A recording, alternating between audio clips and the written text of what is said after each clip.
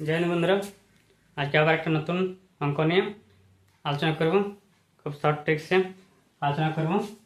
तो चलो देखा जाक कि बोलছেন কোন মূলধন 4 বছরে দ্বিগুণ হয় 4 বছরে দ্বিগুণ হয় তাহলে কত বছরে সেটা 5 গুণ হবে।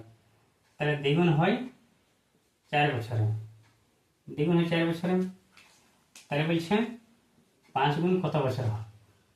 তাহলে কি করব দ্বিগুণ মানে দুগুণ দুগুণ হচ্ছে 4 বছর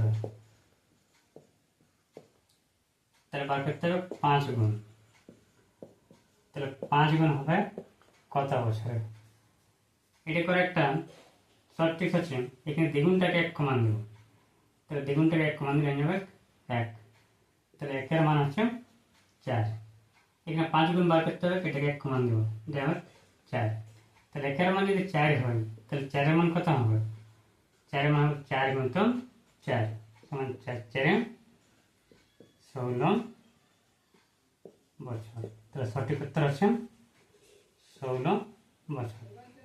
তাহলে অপশন নম্বর বি হচ্ছে সঠিক উত্তর।